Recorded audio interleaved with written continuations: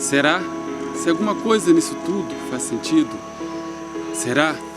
Se existe alguém ou algum motivo que justifica a vida, ou pelo menos esse instante? O grupo Kid Abelha, um grupo de rock nacional muito conhecido por sinal, ao cantar aquela belíssima canção Lágrimas de Chuva, de certa maneira faz vez e voz àquilo que o filósofo franco-argelino Albert Camus dizia no seu ensaio sobre o absurdo, o mito de Sísifo, ao falar que o principal problema da filosofia, eu diria também da ciência e até da espiritualidade, está em dizer o que faz a vida valer a pena.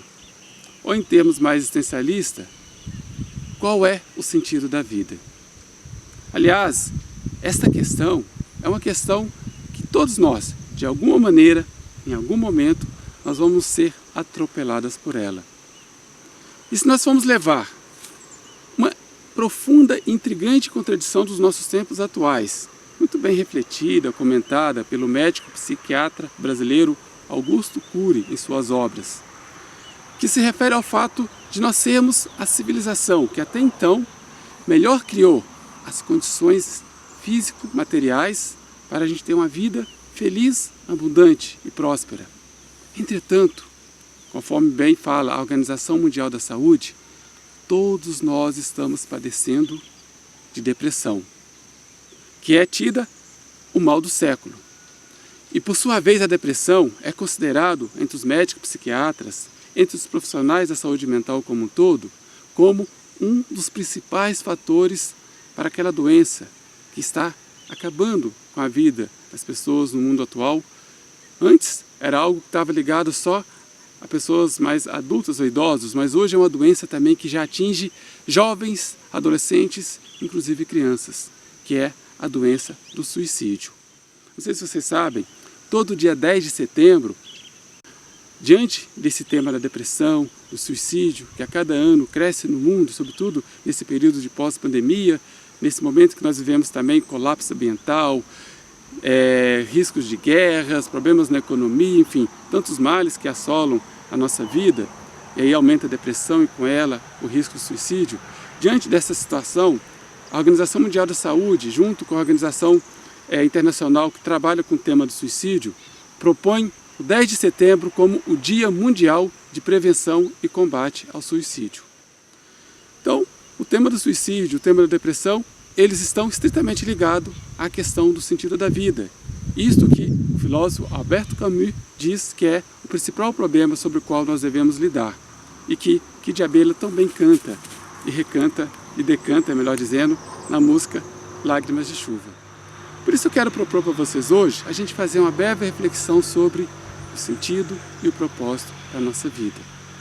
Antes de mais nada, eu sempre gosto de agradecer a cada um de vocês que interage aqui com o nosso canal no YouTube, nesse projeto Vida Plena, que conforme eu gosto de falar, está baseado na sabedoria, nos ensinamentos do meu mestre Jesus, quando ele fala lá no Evangelho de João, que veio neste mundo, a sua missão de vida é fazer com que todas as pessoas, toda criatura viva, tenha uma vida plena. Mas não é qualquer tipo de vida não, é vida boa, é vida abundante, vida digna, vida que vale a pena ser vivida.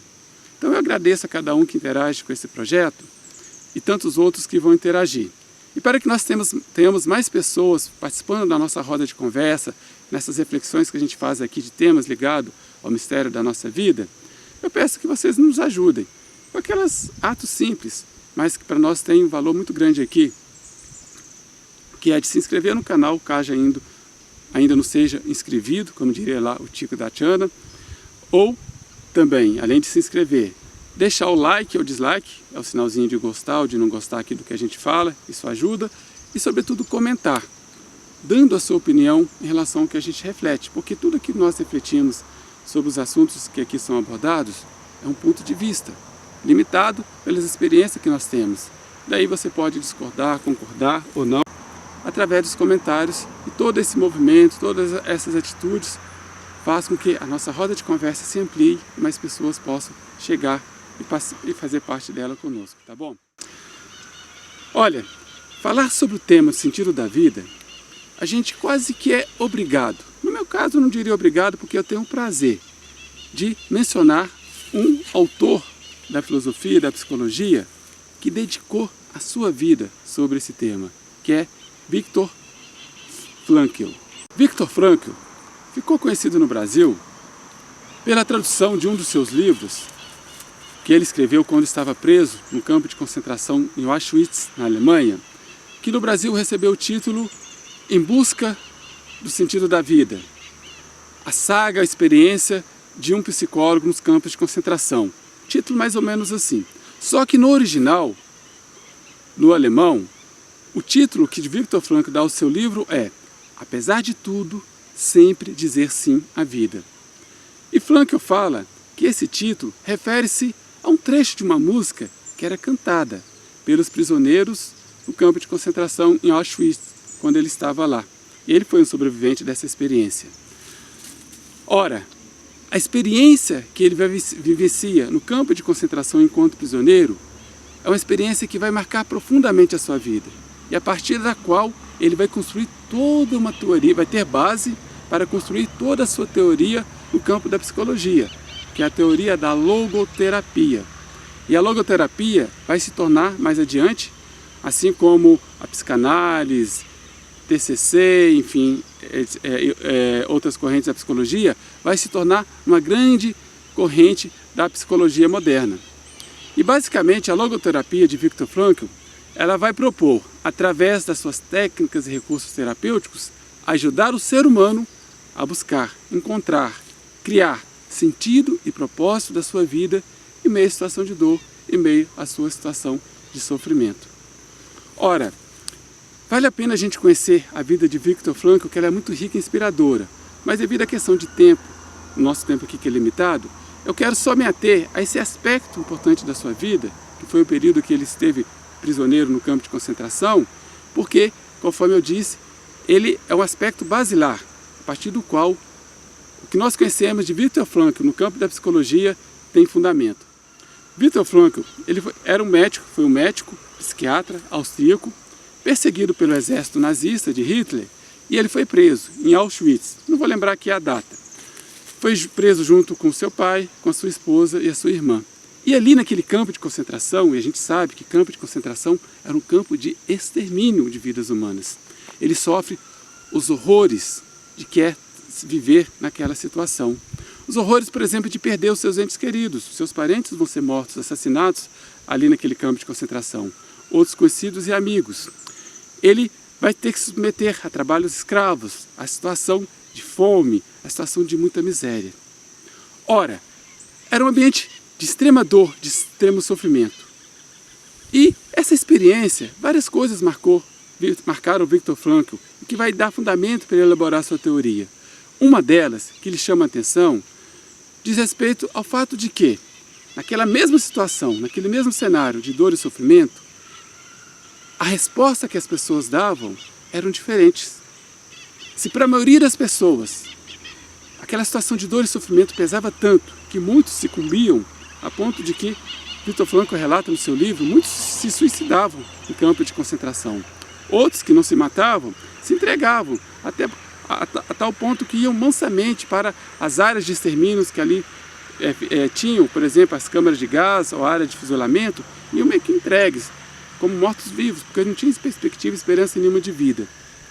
Só que o que lhe chamou a atenção é o fato de que algumas pessoas, diferentemente, mantinham-se firmes, resilientes, esperançosas, mesmo naquela situação de dor e sofrimento. Não se suicidavam. Se tinham que ir para uma área de extermínio, para uma câmara de gás ou uma zona de fuzilamento, iam cantando salmos bíblicos, pois a maioria eram judeus. E daí ele ficava intrigado. O que faz com que as pessoas, diante de uma situação de dor e sofrimento, que era a mesma para todas, respondiam, se alguns respondiam com desespero, com entrega, o que faz com que outras buscassem responder àquela situação de dor e sofrimento com resiliência, com esperança, com coragem, não se entregavam? E a resposta que ele vai encontrar a esse questionamento está justamente nisso, sentido da vida. Para Viktor Frankl, na sua teoria da logoterapia, todos nós seres humanos, nós temos uma capacidade que ele vai chamar a nossa última das liberdades. Ou seja, nós somos livres para responder aos desafios que a vida nos traz. Sobretudo, esses desafios de dor, de sofrimento e de desespero, sejam eles quais forem, a perda de um ente querido, desemprego, enfim, qual for essa situação de dor, de sofrimento, eu, você, cada um de nós, segundo Viktor Frankl, e eu acredito nisso, nós temos essa capacidade, isso faz parte da nossa liberdade, e eu diria também da nossa potencialidade espiritual de responder aos desafios da vida. Nós temos essa capacidade de escolher o que nós vamos responder. Nós responder numa situação de nos entregarmos à vida e nos desesperarmos a ponto de alguns cometerem suicídio ou simplesmente viver deixando a vida levá-los sem nenhuma perspectiva de horizonte de futuro, ou responder como protagonistas e, mesmo na situação de dor e sofrimento, buscar propósito, e esse propósito vai fazer com que a gente encontre sentido para suportar aquela situação. Essa capacidade a gente tem. Mas falar sobre propósito de vida e sentido da vida como uma resposta à situação de dor e sofrimento nas nossas existências é algo até bonito e poético. E falar é fácil. Daí uma questão que fica para a gente e que foi proposta também a Viktor Frankl é, na prática, como que é isso? Como que eu posso construir o meu propósito de vida? Como que eu posso buscar um sentido para a minha existência, sobretudo naquelas situações em que a existência está sufocada, está pesada, por alguma experiência de dor, alguma experiência de sofrimento.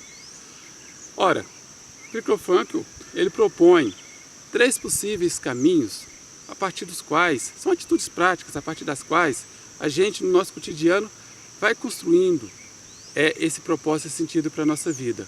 Obviamente que cada um pode buscar a sua maneira de construir seu sentido de vida. Mas vale a pena que a gente lembrar, fazer menção a esses 3 caminhos, esses 3 modelos que o Viktor Frankl traz para nós, que pode servir de inspiração. Um primeiro modelo que ele traz de busca para a gente encontrar propósito e sentido na nossa vida, diz respeito a gente cultivar na nossa vida aquilo que ele chama de valores criativos. Ou seja, assim como um artista, aquele que pinta, aquele que tira uma fotografia, aquele que escreve um livro, ou seja, aquela pessoa que se sente desafiada a sair da rotina do cotidiano, a sair da mesmice e a buscar novos ângulos para a sua própria existência, novas maneiras de viver a sua própria vida, exercer os valores criativos diz respeito justamente a isso, a cada um de nós, no dia a dia, buscar fazer algo diferente daquilo que é o mesmo na nossa vida. Se eu vou para o trabalho, geralmente reparou que eu sempre vou pelo mesmo caminho, eu busco um caminho diferente. Às vezes eu ouço a mesma música, eu busco ouvir um outro tipo de música, eu busco ouvir um outro tipo de fala, enfim, através dos valores criativos, eu vou ser desafiada a romper com a prisão da rotina, do hábito, da mesmice do dia a dia. E, geralmente, o que torna a nossa vida tediosa é justamente o hábito da rotina, a gente ser sempre mais do mesmo. Então, se eu consigo quebrar esse padrão de rotina e colocar, através de atitudes criativas, algo diferente, obviamente eu vou trazendo um significado e um sabor novo para a minha vida. Então, o primeiro modelo é cultivar valores criativos. O outro modelo que Viktor Frankl propõe para a gente poder ter uma vida mais significativa é a gente cultivar valores experienciais. Ou seja, é a gente buscar ter experiências de vidas diferentes das quais a gente tem. E, sobretudo, experiências que nos conectam mais com as pessoas.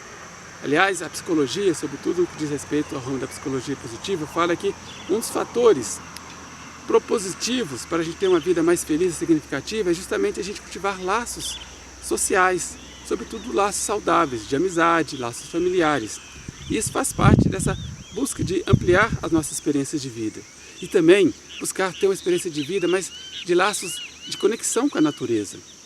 O mundo de hoje, a tecnologia é uma bênção, mas a gente está vendo que muitas das vezes a gente é muito preso nas telas do celular, do computador, a gente está perdendo essa dimensão nossa de ser natural, da nossa conexão com a natureza. Então faz parte dessa experiência de vida, ter mais contato com o mato, com o rio, com o ar e sobretudo preservar para que a natureza possa estar, a gente possa fazer parte da natureza, mas a natureza boa, saudável, não a natureza poluída, infelizmente, como está aí. E um outro modelo de experiência que nós podemos ter, de valores que nós podemos cultivar, melhor dizendo, que são os valores atitudinais, a partir dos quais nós somos chamados a ter uma atitude, ou seja, uma resposta positiva diante da dor e sofrimento. Buscar nessas situações aquilo que nos traz propósito e sentido para a nossa existência.